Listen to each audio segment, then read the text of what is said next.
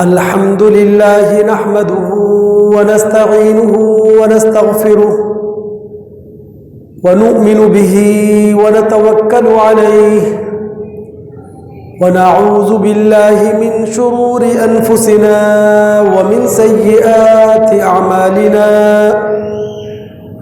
من يهده الله فلا مضل له ومن يضلله فلا هادي له ونشهد أن لا إله إلا الله وحده لا شريك له ونشهد أن محمدًا عبده ورسوله أما بعد فإن خير الحديث كتاب الله وخير الهدي هدي محمد صلى الله عليه وسلم وشر الأمور محدثاتها وكل محدثة بدعة وكل بدعة ضلالة وكل ضلالة في النار فأعوذ بالله السميع العليم من الشيطان الرجيم يريد الله بكم اليسر ولا يريد بكم العسر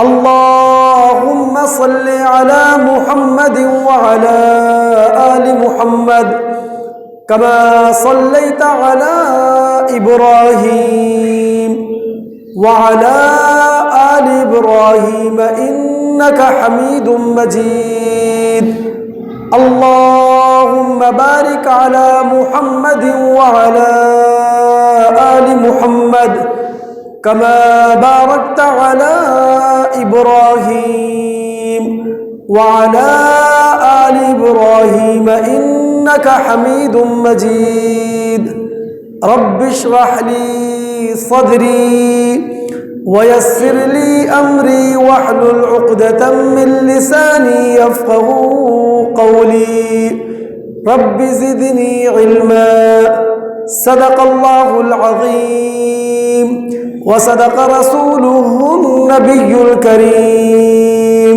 ونحن على ذلك لمن الشاهدين والشاكرين والحمد لله رب العالمين.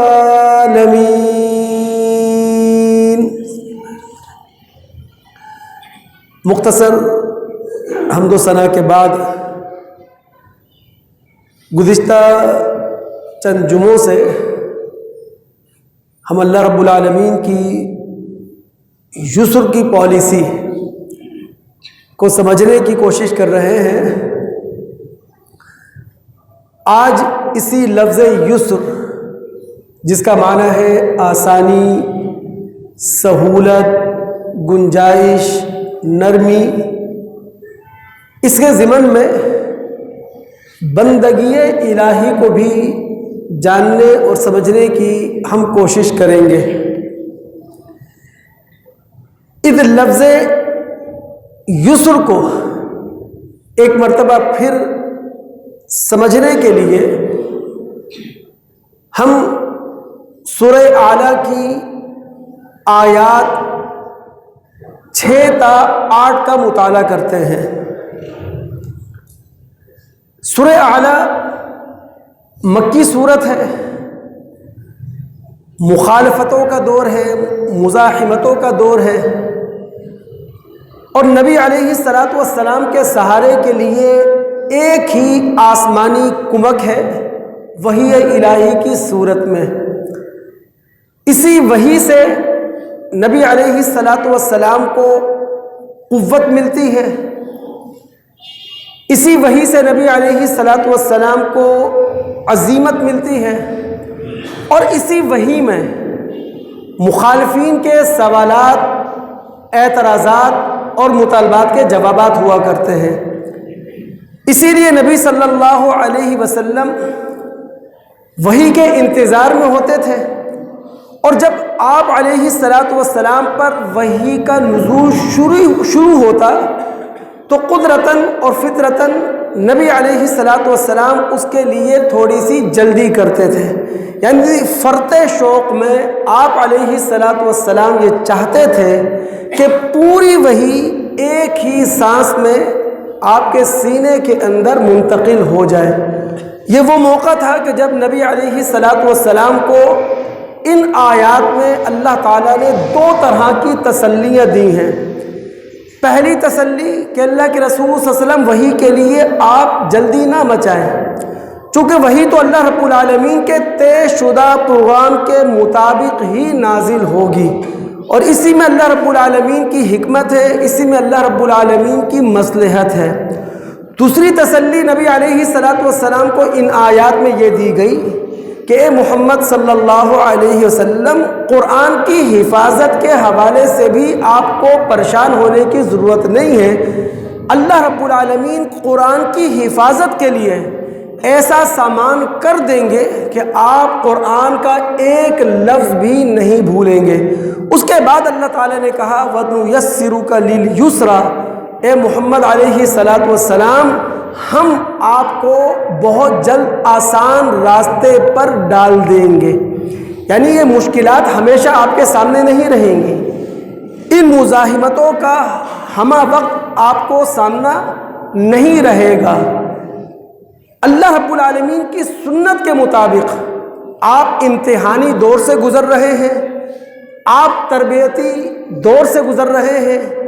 بہت جلد وہ وقت آنے والا ہے کہ جب آپ کے لیے یہ ساری مشکلات ختم ہو کر آسانیوں میں بدل جائیں گی۔ اب نبی علیہ الصلوۃ والسلام جب اس امتحانی دور سے گزرے اور آپ علیہ الصلوۃ والسلام اس تربیتی ماحول سے گزرے، تو پھر آپ علیہ الصلوۃ والسلام کی یسر کی پالیسی کیا تھی وہ ہمارے سمجھنے سے تعلق بھی رکھتی ہے اور ہمارے سیکھنے سے بھی تعلق رکھتی ہے۔ بخاری شرح فتح البخاری، ابو ہریرہ رضی اللہ تعالیٰ عنہ راوی ہیں، وہ کہتے ہیں کہ نبی علیہ الصلوۃ والسلام کا مکی دور ہے۔ طفیل بن عمر الدوسی وہ نبی علیہ الصلوۃ والسلام کے پاس آئے، نبی علیہ الصلوۃ والسلام سے ملاقات کی، نبی علیہ الصلوۃ والسلام کی تعلیمات سنی، اور تعلیمات سننے کے بعد اتنا متاثر ہوئے کہ اسی محفل، اسی مجلس میں انہوں نے نبی علیہ الصلوۃ والسلام کے ہاتھ پر بیعت کر لی۔ آپ علیہ الصلوۃ والسلام نے ان سے کہا، اے طفیل، اپنے قبیلے میں واپس جاؤ اور اپنے قبیلے کے لوگوں میں توحید کی دعوت پیش کرو، وہاں جا کر اللہ رب العالمین کا پیغام پیش کرو۔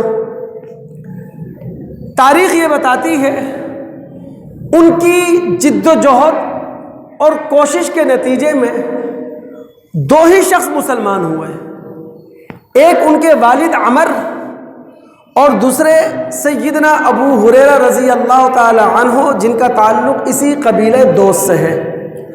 باقی پورا قبیلہ طفیل بن عمر کا دشمن ہو گیا، ان کا مخالف ہو گیا، پورا قبیلہ انہیں ستانے لگا، انہیں تنگ کرنے لگا۔ سیدنا ابو ہریرہ رضی اللہ تعالیٰ عنہ کہتے ہیں مدنی دور میں ایک مرتبہ پھر طفیل بن عمر الدوسی نبی علیہ الصلوۃ والسلام کے پاس مدینہ میں آئے اور آ کر انہوں نے اپنے قبیلے کے لوگوں کی شکایت کی کہ یہ لوگ مان کر ہی نہیں دے رہے، یہ لوگ تسلیم کر کے ہی نہیں دے رہے۔ اللہ کے رسول صلی اللہ علیہ وسلم، میری درخواست آپ سے یہ ہے کہ میرے قبیلے کے لیے آپ بد دعا کر دیں، فَادْعُوا اللَّهَ عَلَيْهِمْ، میرے قبیلے پر بد دعا کر دیں۔ جو لوگ اس وقت قریب تھے انہوں نے دل میں یہ سوچا، دل میں یہ خیال کیا کہ نبی علیہ الصلوۃ والسلام اب دوست قبیلے کے لیے بد دعا کرنے والے ہیں۔ تاریخ بتاتی ہے کہ نبی علیہ الصلوۃ والسلام کے ہاتھ اٹھے ہیں، آپ کی زبان سے جملے نکلے ہیں، لیکن وہ جملے بد دعا کے لیے نہیں تھے، دعا کے لیے تھے۔ آپ نے فرمایا اللہم اہد دوسا وات بہم، اے اللہ قبیلے دوست کو ہدایت عطا فرما، اور اے اللہ انہیں مسلمان کی حیثیت سے مجھ سے ملا دے۔ آپ علیہ الصلوۃ والسلام کی اس دعا کے کچھ عرصے کے بعد ہی دوس قبیلے کا حاکم حبیب بن عمر وہ مسلمان ہوا. اس کے قبیلے کے دیگر لوگ بہت جلد مسلمان ہو گئے. یہ واقعہ ہمیں بتاتا ہے کہ نبی کی سوچ میں یسر ہوتا ہے، آسانی ہوتی ہے. یسر کی یعنی نبی کی سوچ ہمیشہ سہولت کی سوچ ہوتی ہے اور وہ مستقبل پر نظر رکھ کر سوچتا ہے، جبکہ عام آدمی کی سوچ عسر کی سوچ ہوتی ہے، تنگی کی سوچ ہوتی ہے، سختی کی سوچ ہوتی ہے اور اس کی نظر صرف موجود حالات پر ہی ہوا کرتی ہے. تو اللہ رب العالمین بھی بندوں کے ساتھ یسر کا معاملہ کرتے ہیں. وقت کا نبی بھی لوگوں کے ساتھ، چاہے وہ اس کے ماننے والے ہوں چاہے وہ اس کا انکار کرنے والے ہوں، وہ ان کے ساتھ یسر کی پالیسی اختیار کرتا ہے. اب اسی یسر کو سامنے رکھیں اور بندگی الہی کو ہم سمجھتے ہیں. سورہ زاریات کی آیت نمبر 56 میں رب العالمین فرماتے ہیں وَمَا خَلَقْتُ الْجِنَّ وَالْإِنسَ إِلَّا لِيَعْبُدُونَ، کہ میں نے جنوں اور انسانوں کو اپنی بندگی کے لیے پیدا کیا ہے. یعنی اللہ تعالیٰ فرما رہے ہیں کہ جنوں اور انسانوں کی جو میں نے تخلیق کی ہے وہ صرف اس لیے کہ وہ میرے سامنے بندہ بن کر رہے.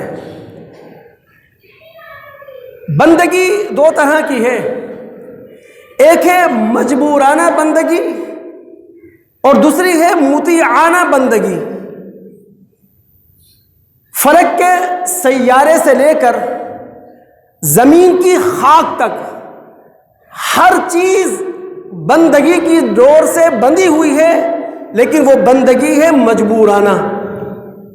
یہ جو رات اور دن تسلسل کے ساتھ آ اور جا رہے ہیں یہ بندگی ہے لیکن مجبورانہ. یہ سورج، چاند، زمین جو گردش کر رہے ہیں یہ بندگی ہے لیکن مجبورانہ. یہ جو آسمان اور زمین کے درمیان بادل مسخر ہوئے کھڑے ہیں یہ بندگی ہے لیکن مجبورانہ. یہ جو ٹھاٹے مارتا ہوا سمندر ہے، اس ٹھاٹے مارتے ہوئے سمندر پر جو کشتیاں چل رہی ہیں، جو جہاز دوڑ رہے ہیں، یہ بندگی ہے لیکن مجبورانہ. اللہ رب العالمین کو انسانوں سے جو بندگی مطلوب ہے وہ ہے مطیعانہ.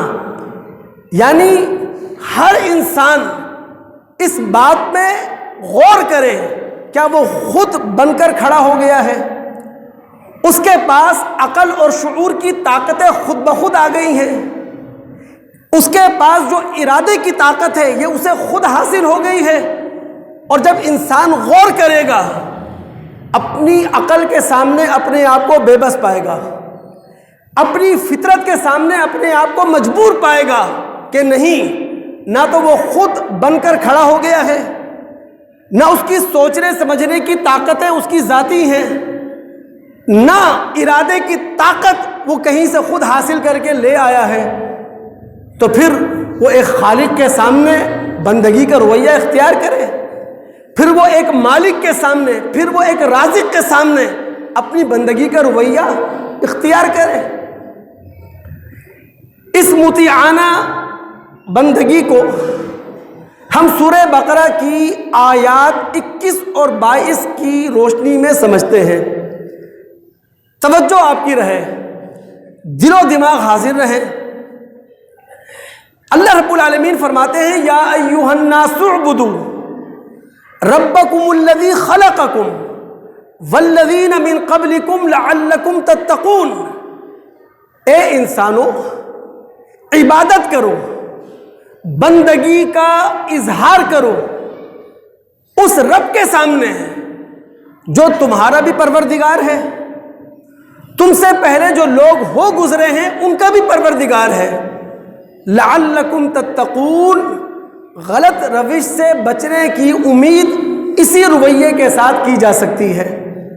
اب اللہ رب العالمین نے انسانوں کو یہ دعوت دی ہے کہ میرے سامنے بندگی کا رویہ اختیار کرو، تو اللہ تعالیٰ نے یہ اپنا خالق ہونا بھی جتا دیا ہے، اپنا مالک ہونا بھی جتا دیا ہے، اپنا رازق ہونا بھی جتا دیا ہے۔ اللہ نے کہا الذی جعل لکم الارض فراشا والسماء بناء، جس اللہ تعالیٰ کے سامنے بندگی کا رویہ اختیار کرنے کی تمہیں دعوت دی جا رہی ہے، وہ اللہ وہ ہے جس نے زمین کو تمہارے لیے فرش بنایا ہے اور آسمان کو تمہارے لیے شامیانہ بنایا ہے۔ وَأَنزَلَ مِنَ السَّمَاءِ مَاءً فَأَخْرَجَ بِهِ مِنَ الثَّمَرَاتِ رِزْقًا لَكُمْ، آسمان سے پانی برسا کر زمین سے وہ ساری روئیدگی تمہارے لیے نکال دی ہے جو بطور غذا تمہارے لیے ضروری تھی، جو ایز اے پروویژن تمہارے لیے ضروری تھی، وہ ساری غذائیت کے لیے نکال باہر کی ہے۔ فَلَا تَجْعَلُوا لِلَّهِ أَنْدَادًا وَأَنْتُمْ تَعْلَمُونَ، اب تو جانتے بوجھتے اللہ کا مد مقابل نہ بناؤ، اب تو جانتے بوجھتے اللہ رب العالمین کا ہمسر کسی کو نہ بناؤ۔ تو اللہ تعالیٰ نے جن اور انس کو جو پیدا کیا ہے وہ بندگی کے اظہار کے لیے ہے، بندگی کا رویہ اللہ تعالیٰ کے سامنے اختیار کرنے کے لیے ہے۔ اگر کوئی بھی انسان خالق کے سامنے سرکشی کا رویہ اختیار کرے یہ نمرودیت ہے، اور کوئی بھی انسان مخلوق کے سامنے سرکشی کا رویہ اختیار کرے یہ فرعونیت ہے۔ یہ جو مراسم عبودیت ہیں، دل و دماغ دوست آپ کے حاضر رہنا چاہیے، تبھی یہ بات سمجھ میں آئے کہ جو قرآن کی روشنی میں آپ کے دل و دماغ میں انڈیلنا چاہتا ہوں، اور آپ کے دل و دماغ میں قرآن لے کر میں اسی وقت داخل ہو سکوں گا کہ جب آپ سمجھنا چاہیں کہ ہمارا خدا کیا کہتا ہے۔ تھکے ہوئے ذہن کے ساتھ آپ یہاں بیٹھیں گے،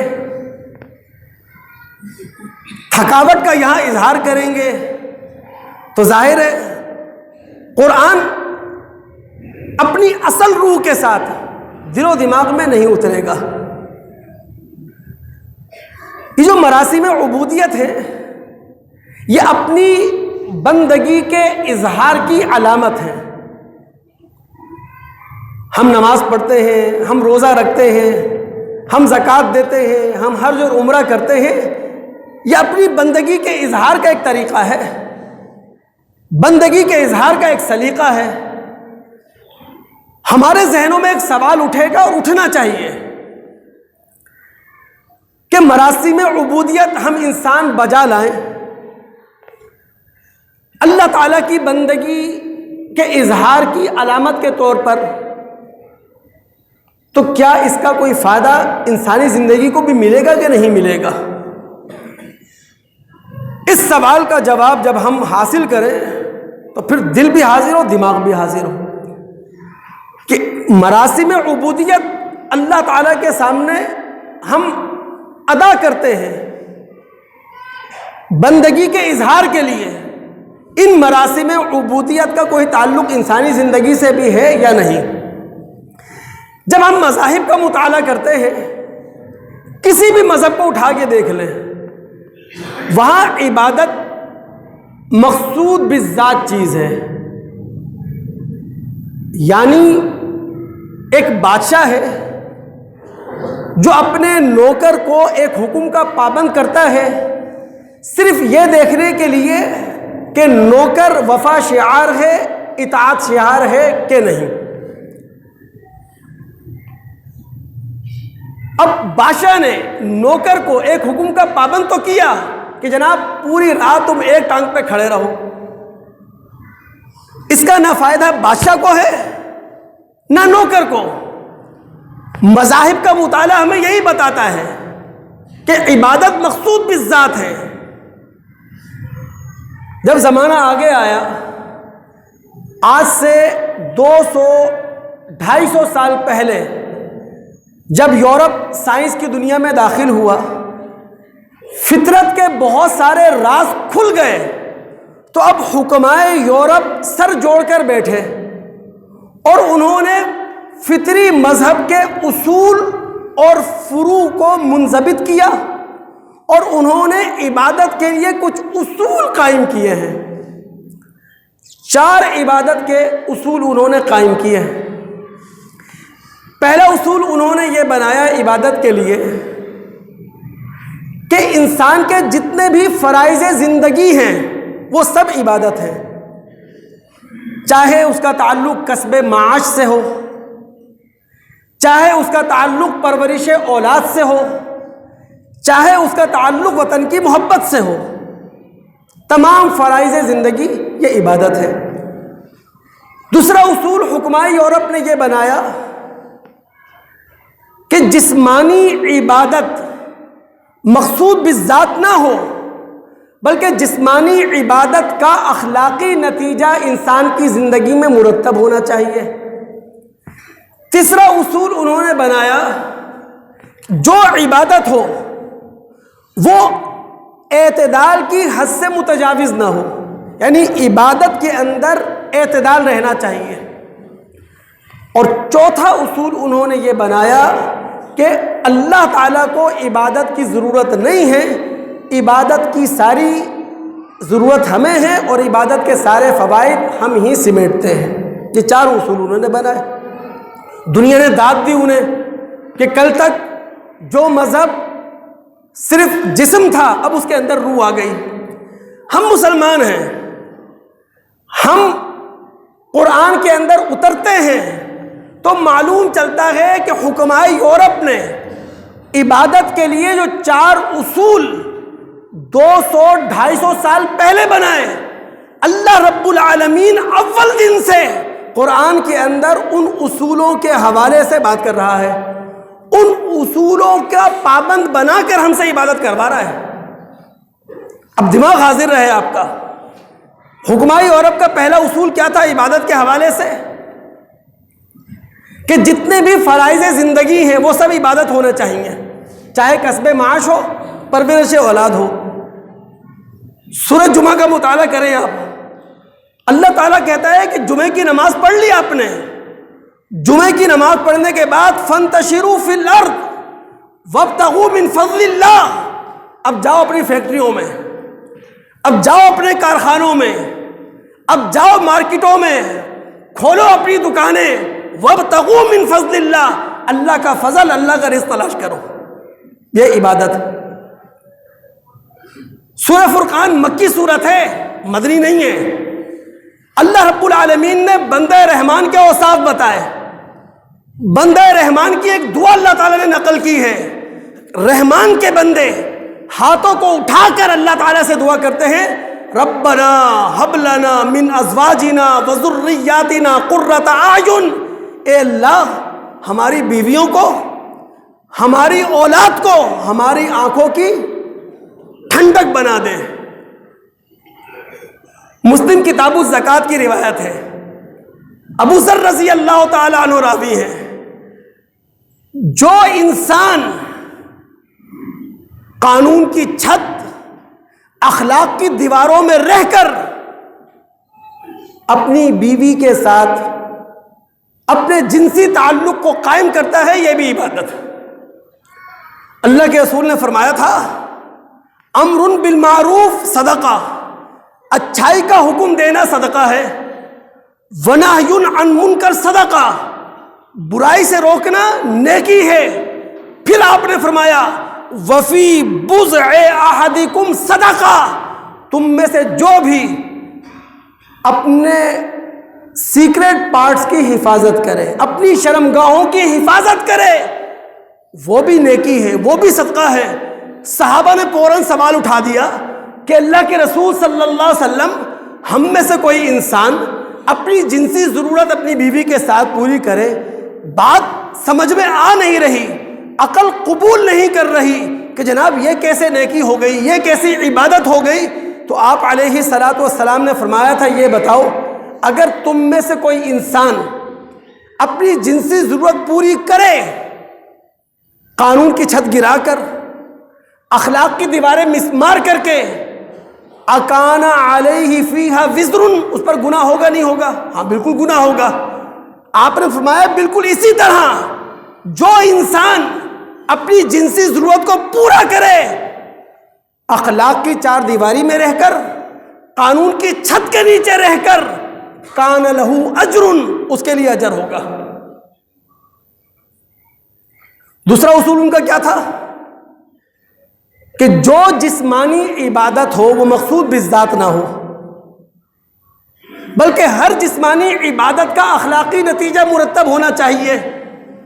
اللہ کے بندو، سورہ عنکبوت کا مطالعہ کرو، سب سے عظیم تر عبادت کون سی ہے؟ نماز۔ دن میں کتنی مرتبہ پڑھتے ہیں؟ 5 مرتبہ۔ اللہ رب العالمین اس مکی سورت میں فرماتے ہیں ان الصلاۃ تنہا عن الفحشاء والمنکر، یہ نماز انسان کو برائیوں سے بھی روکتی ہے اور فواحش سے بھی روکتی ہے، اور اگر کسی نمازی کو اس کی نماز فحش اور منکر سے نہیں روک رہی تو خدا را وہ سوچے، وہ غور کرے، اس کی کوشش ہونا چاہیے کہ وہ اپنی نماز کے اندر نماز کی روح کو پیدا کرے۔ ہم سے روزے رکھوائے گئے، قرآن نے کیا کہا؟ لعلکم تتقون، یہ روزہ تمہیں پارسا بنائے گا، یہ روزہ تمہیں خدا ترس بنائے گا، یہ روزہ تمہیں خدا پرست بنائے گا۔ حاجی حج کرنے جاتا ہے، معتمر عمرہ کرنے جاتا ہے، حاجی حج ادا کرتے ہوئے، معتمر عمرہ ادا کرتے ہوئے کچھ اراکین کو بعض جگہوں پر ادا کرتا ہے، پتہ ہے قرآن اس کے بارے میں کیا کہہ رہا ہے؟ لیشہدوا منافع لہم، حاجی کو چاہیے، عمرہ کرنے والے کو چاہیے، جہاں وہ حج کرنے گیا ہے، جہاں وہ عمرہ کرنے گیا ہے، وہاں سے وہ اپنی روح کی غذا لے کر آئے، وہ اپنے اخلاق کی غذا لے کر آئے۔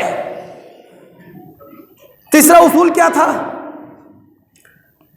عبادت حد اعتدال سے متجاوز نہیں ہونا چاہیے، یعنی عبادت اعتدال کے درمیان ہونی چاہیے۔ قرآن کا تو اصول یہی ہے یسر۔ میں 3 جمعوں سے اس حوالے سے گفتگو کر رہا ہوں، لیکن ایک مثال دیتا چلوں۔ سورہ مائدہ کی آیت نمبر 6 میں اللہ رب العالمین نے وضو کا طریقہ ہمیں سکھایا، پھر آگے جا کر کہا اگر کبھی ایسا ہو وضو کرنے کے لیے پانی نہ ہو، پانی ہو لیکن وضو کرنا ممکن نہ ہو، تو پھر تیمم کر لو۔ ما یرید اللہ لیجعل علیکم من حرج، چونکہ اللہ تعالیٰ تمہیں تنگی میں ڈالنا نہیں چاہتا، اللہ تعالیٰ تمہیں مشکل میں ڈالنا نہیں چاہتا، اللہ تعالیٰ تمہیں سختی میں ڈالنا نہیں چاہتا۔ اور دوستو، حکمائے یورپ نے عبادت کے لیے چوتھا اصول کیا قائم کیا تھا کہ عبادت کا کوئی فائدہ اللہ کو نہیں پہنچتا، عبادات کے سارے فوائد انسانوں کو ملتے ہیں۔ قرآن تو اول روز سے یہ کہہ رہا ہے، میں مکی صورتوں کا حوالہ دے رہا ہوں۔ سورہ حامیم السجدہ اس کی آیت نمبر 46 اللہ فرماتے ہیں من عمل صالحا فلنفسہ ومن اساء فعلیہا، جو نیک عمل کرے گا اپنے لیے کرے گا، جو برا عمل کرے گا اس کا وبال اسی پر ہوگا۔ سورہ عنکبوت مکی سورت آیت نمبر 6 اللہ فرماتے ہیں ومن جاہد فانما یجاہد لنفسہ ان اللہ لغنی عن العالمین، جو مجاہدہ کرے گا، جو جد و جہد کرے گا، جو کوشش کرے گا، وہ اپنے فائدے کے لیے کرے گا، ورنہ اللہ تعالیٰ تو جہان والوں سے، پوری دنیا سے، پوری کائنات سے بے پرواہ ہے۔ تو ہمیں یہاں سمجھنے کی ضرورت ہے کہ مراسم عبودیت جو ہم ادا کرتے ہیں وہ اللہ تعالیٰ کے سامنے اپنی بندگی کا اظہار ہے، لیکن اس کے سارے اخلاقی نتائج، اس کے سارے روحانی نتائج ہماری زندگیوں میں مرتب ہونے چاہیے، اور نہیں ہو رہے تو ہم اس پر غور کریں۔ مسئلہ صرف اتنا سا ہے، ممبروں پہ کھڑے ہو کر فروعی مسائل میں الجھایا گیا تو عبادات کے نتائج سے ہم بے پرواہ ہو گئے۔ ممبروں پر فضائل کی دوڑ میں آپ کو شامل کر دیا گیا، اور جو عبادات کی روح تھی اس تک ہمیں جانے نہیں دیا گیا۔ یہی وجہ ہے دوستو کہ 22 کروڑ پاکستانیوں میں 98% مسلمان ہیں، لیکن معاشرہ مسلم نظر نہیں آتا، سماج مسلم نظر نہیں آتا. تو اس پر ہم سب دوستوں کو ٹھنڈے انداز میں غور کرنے کی ضرورت ہے. اللہ رب العالمین کی جو مذہبی پالیسی ہے، ہمہ جہتی ہمہ وقتی، وہ ہے یسر کی پالیسی. یہ دنیا دارالاسباب ہے. اللہ رب العالمین کا ایک قانون اس دنیا کے اندر کام کر رہا ہے. یسر کے تالاب تک وہی پہنچ سکتا ہے جو عسر کی گھاٹیوں سے ہو کر گزرے.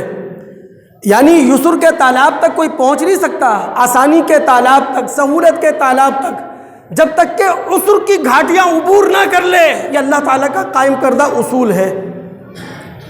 اللہ تعالیٰ نے کہا ان مع العسر یسرا، عسر کے ساتھ یسر ہے، سختی کے ساتھ آسانی ہے، تنگی کے ساتھ فراخی ہے. کوئی نبی نبوت کا کام لے کر کھڑا ہوگا، کوئی رسول رسالت کا پیغام لے کر کھڑا ہوگا، وہ عسر کی گھاٹیوں سے گزر کر ہی یسر کے تالاب تک پہنچ سکتا ہے. کوئی ولی ولایت کا مقام پانے کے لیے اس وقت تک یسر کے تالاب تک نہیں پہنچ سکتا جب تک کہ عسر کی گھاٹیاں طے نہ کر لے. کوئی حاکم وقت اس وقت تک یسر کے تالاب کا پانی نہیں پی سکتا جب تک کہ یسر کی گھاٹیاں طے نہ کر لے. ہم میں سے ہر شخص کی کامیابی کے لیے یہ اصول ہے کہ ہمیں عسر کی گھاٹیوں سے گزر کر ہی یسر کا تالاب ملے گا. یہ اللہ تعالیٰ کا اصول ہے. اس کو مزید آسان لفظوں میں اس طرح سمجھیں، اس دنیا جو کہ دارالاسباب ہے، اس کے لیے اللہ تعالیٰ نے یہ قانون بنا دیا ہے کہ تم میری طرف ایک قدم آؤ گے، میں تمہاری طرف 2 قدم آؤں گا، لیکن پہلا قدم تمہارا اٹھے گا. تم میری طرف چل کر آؤ گے، میں تمہاری طرف دوڑ کر آؤں گا.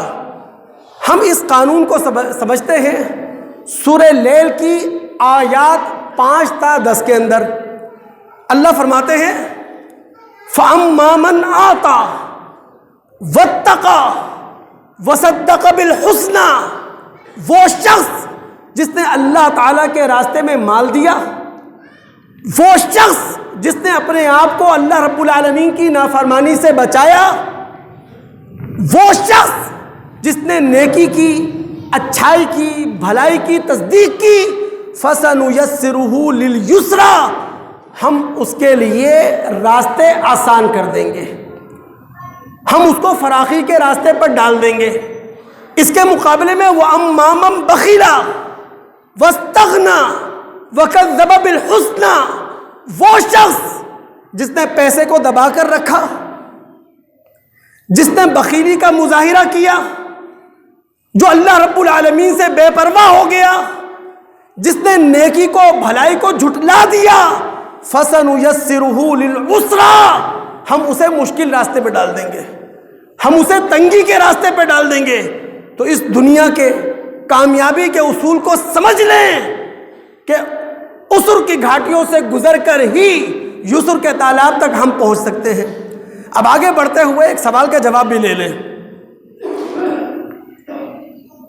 سائنٹسٹ جنہوں نے مادے کو، کائنات کو ہم سے زیادہ عمیق نظروں سے دیکھا ہے، ہم سے زیادہ گہری نظروں سے اس کا مطالعہ کیا ہے، لیکن عموماً سائنٹسٹ ہمیں خدا بیزار نظر آتے ہیں، دین بیزار نظر آتے ہیں.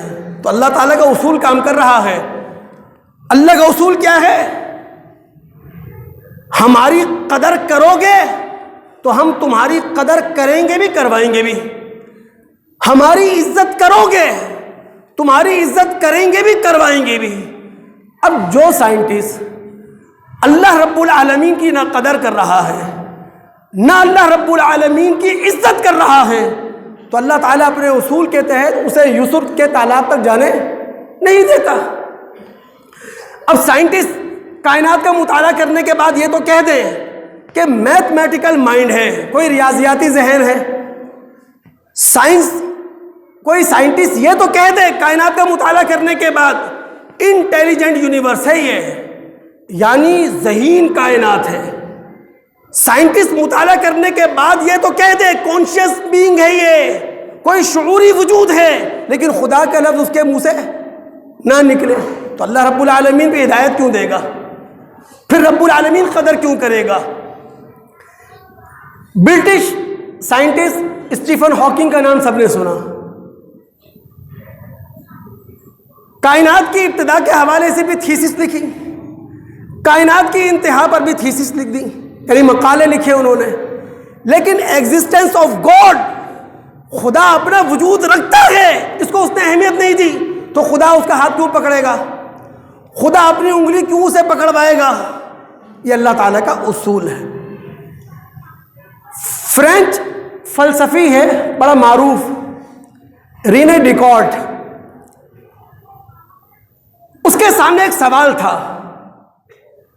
کہ اگر انسان اپنا وجود رکھتا ہے تو اس کی عقلی دلیل کیا ہے، اس کی منطقی دلیل کیا ہے؟ وہ ڈیکارٹ منطق کی دنیا میں اترا، کئی برس محنت کرنے کے بعد اس نے اس سوال کا جواب تلاش کیا اور ایک مقدمہ لا کر ہمارے سامنے پیش کیا کہ بھائی انسان کے وجود کی عقلی اور منطقی دلیل یہ ہے، آئی تھنک، میں سوچتا ہوں، therefore I exist، لہٰذا میں وجود رکھتا ہوں، یعنی جب میں سوچتا ہوں تو اپنا وجود بھی رکھتا ہوں، یہ سوچ، یہ شعور، یہ عقل بتا رہی ہے کہ میرا وجود ہے۔ اب جب ڈیکارٹ انسانی وجود سے آگے نہیں گیا منطق کی دنیا میں تو اسے خدا کیسے ملتا؟ حالانکہ منطق کی دنیا میں، عقل کی دنیا میں خدا کے لیے اس سے بڑا مقدمہ موجود تھا، وہ کیا؟ Thinking exist, therefore God exist. جب عقل اپنا وجود رکھتی ہے تو خدا بھی موجود ہوگا، لیکن جب وہ گئے نہیں تو خدا اپنی انگلی کیوں پکڑواتا؟ تو دوستو اللہ تعالیٰ کا یہ اصول اس دنیا میں کام کر رہا ہے کہ یسر کی گھاٹیوں سے گزر کر ہی یسر کے تالاب تک پہنچ سکتے ہو۔ اب یہاں مسلم دنیا کیوں پیچھے ہے؟ خدا کے اس اصول کی روشنی میں دیکھ لیں۔ اس کے مقابلے میں ایک چرواہا ہو، چرواہے کی زندگی کتنی سادہ ہوتی ہے، وہ پہاڑ کی بلندی پر رہتا ہے، کچی مٹی اور گھاس پھوس کا اس کا گھر ہوتا ہے، ایک اس کے پاس چولہا ہوتا ہے جو لکڑیوں سے جلتا ہے، ایک اس کے پاس چارپائی ہوتی ہے جو جھول رہی ہوتی ہے، چند زندگی گزارنے کے لیے اس کے پاس بھیڑ بکریاں ہوتی ہیں، لیکن وہ چرواہا اپنی اس معصوم اور سادہ دنیا کے اندر اپنے خالق کو پہچانتا ہے، اپنے مالک کو پہچانتا ہے، اپنے رازق کو جانتا ہے، تو اللہ رب العالمین اس کی طرف چل کر نہیں دوڑ کر آتا ہے۔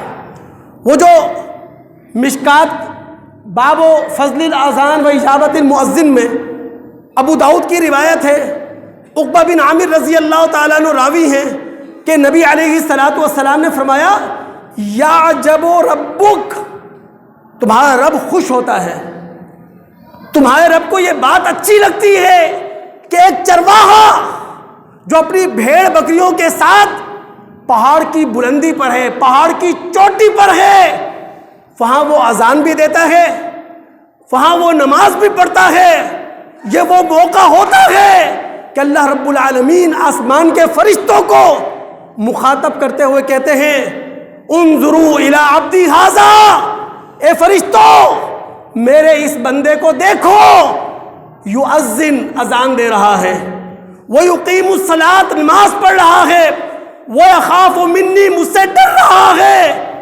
لہٰذا میں نے اس اپنے بندے کو معاف کیا اور میں اس کو جنت میں داخل کرتا ہوں۔ تو اللہ رب العالمین کا اصول دوستو اس دنیا کے اندر کام کر رہا ہے، اسی اصول پر کام کرتے ہوئے ہم تمام مسلمانوں کو چاہیے کہ وہ ترقی کے زینے پر اپنے آپ کو ڈال دیں۔ دل و دماغ اگر حاضر ہے، یہاں ایک اور کام کی بات سمجھ لیں. انسانی اور حیوانی عمل کا فرق کیا ہے؟ انسانی عمل کے اندر شعور ہوتا ہے، حیوانی عمل کے اندر شعور نام کی کوئی چیز نہیں ہوتی ہے. انسانی عمل مجتہدانہ ہوتا ہے، حیوانی عمل مقلدانہ ہوتا ہے. نبی علیہ الصلاۃ والسلام نے اہل کتاب کے سامنے جس خدا کا تصور پیش کیا تھا وہ وہی تو خدا تھا جس خدا کا تصور اہل کتاب کے انبیاء نے پیش کیا تھا. لیکن اہل کتاب نے نہ تو نبی علیہ الصلاۃ والسلام کی رسالت کو مانا، نہ نبی علیہ الصلاۃ والسلام پر نازل ہونے والی وہی قرآن کو مانا. کیوں؟ تعصب میں اندھے ہو گئے. وہ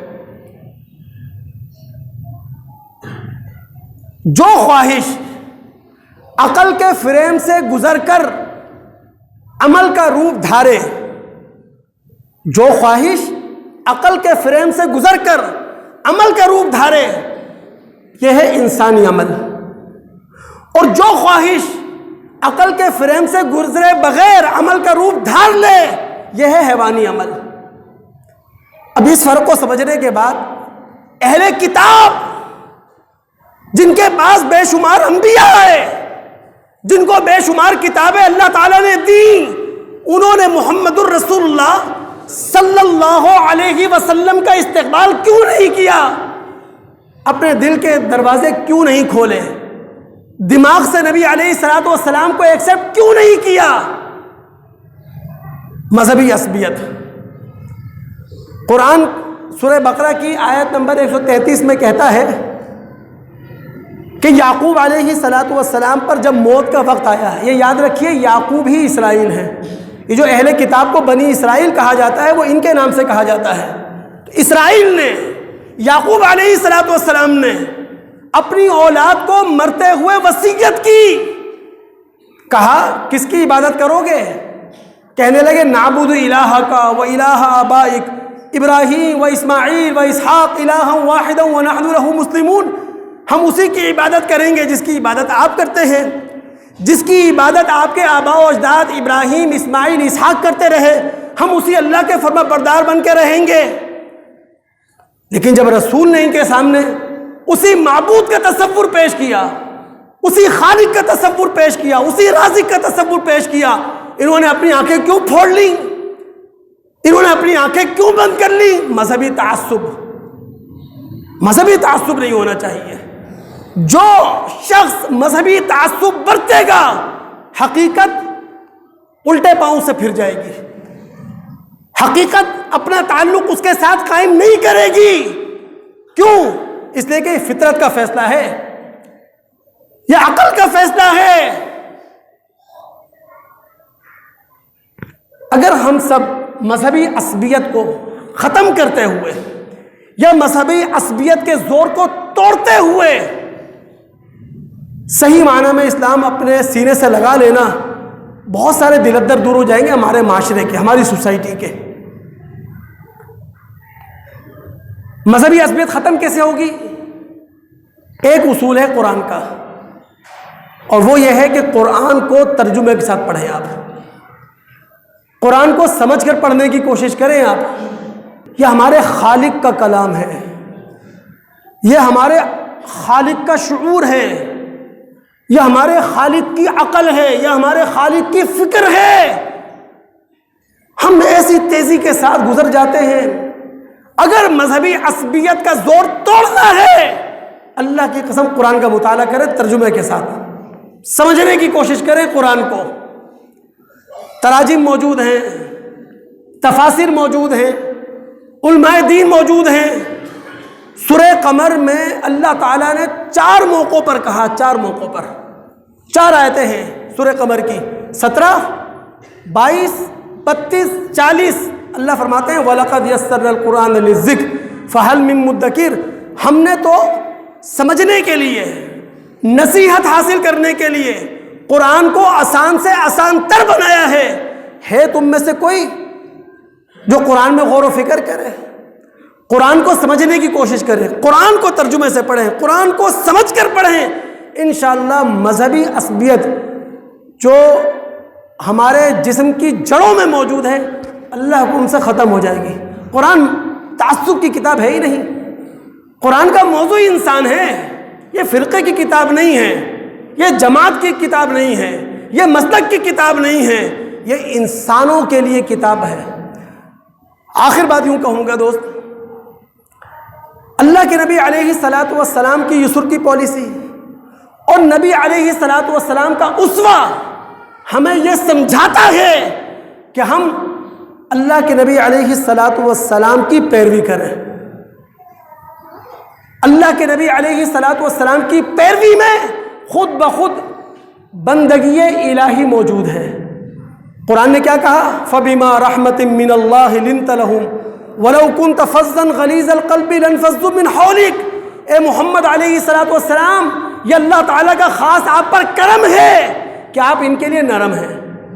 اگر آپ ان کے لیے سخت دل ہوتے، آپ ان کے لیے سخت گو ہوتے، یہ سارے صحابہ جو آج آپ پر جان چھڑک رہے ہیں، جو آج آپ کے پسینہ بہنے پر اپنا خون بہاتے ہیں، آپ کے ارد گرد سے اٹھ جاتے ہیں۔ تو اللہ کے رسول صلی اللہ علیہ وسلم کے متعلق قرآن جو بات کر رہا ہے، نبی علیہ الصلاۃ والسلام کی جو سیرت ہمارے سامنے پیش کر رہا ہے، اس میں ہمارے لیے بہت بڑا سبق ہے کہ دلوں کی سختیوں کو ختم کریں، اپنے گفتگو کی سختیوں کو ختم کریں، ایک دوسرے سے جڑنے کی کوشش کریں، چونکہ الہی پالیسی یسر کی پالیسی ہے، آسانی کی پالیسی۔